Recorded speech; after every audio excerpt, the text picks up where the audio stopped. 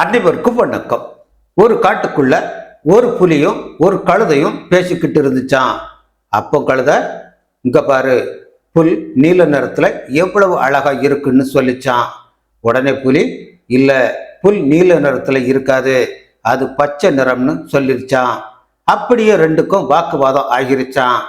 சரி, இன்னைக்கு இதுக்கு ஒரு முடிவு தெரிஞ்சாகணும்னு நினைச்சு புலியும் கழுதையும் காட்டுக்கு ராஜாவான சிங்கத்தை தேடி போச்சான்.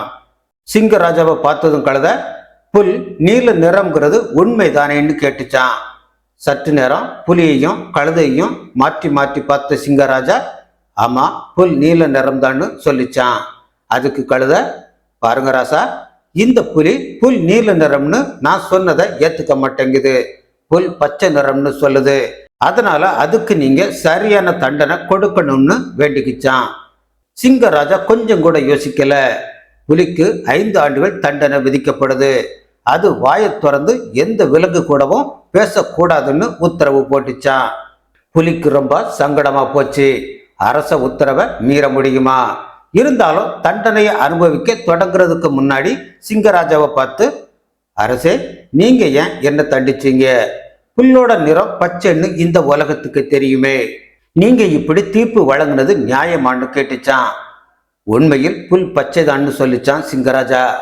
அப்போ ஏன் எனக்கு தண்டனை கொடுத்தீங்கன்னு கேட்டுச்சான் புலி. அதுக்கு சிங்கராஜா, புல்லோட நிறம் நீலமா அல்லது பச்சைங்கிற கேள்விக்கும் நான் உனக்கு கொடுத்த தண்டனைக்கும் எந்த சம்பந்தமும் இல்லை. போயும் ஒரு கழுதைகிட்ட வாதம் பண்ணி உன்னோட நேரத்தை வீணடிச்சதும் இல்லாம இங்க வந்து நல்ல தீர்ப்பு சொல்லுங்கன்னு என்ன தொந்தரவு பண்ணின. இது ஒன்ன மாதிரி துணிச்சலான புத்திசாலித்தனமான உயிரினத்துக்கு உகந்தது கிடையாது, அதனாலதான் உனக்கு இந்த தண்டனைன்னு சொல்லிச்சான். ஆமாம், உண்மை அல்லது யதார்த்தத்தை பற்றி கவலைப்படாத முட்டாள் மற்றும் வெறியருடன் வாதிடுவது நமது நேரத்தை வீணடிக்கும் செயல். எனவே யாரும் தகுதியற்ற நபர்களுடன் அர்த்தம் இல்லாத விவாதங்களில் கலந்து கொள்ளாதீர்கள். காரணம், எவ்வளவோ ஆதாரங்களை நாம் முன்வைத்தாலும் புரிந்து கொள்ளும் திறன் இல்லாதவர்களும் இந்த உலகில் இருக்கிறார்கள்.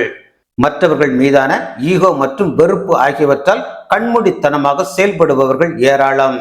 நாம் விரும்புவதும் சொல்வதும் மட்டுமே எப்போதும் சரியாக இருக்கும் என்று அவர்கள் நினைக்கிறார்கள்.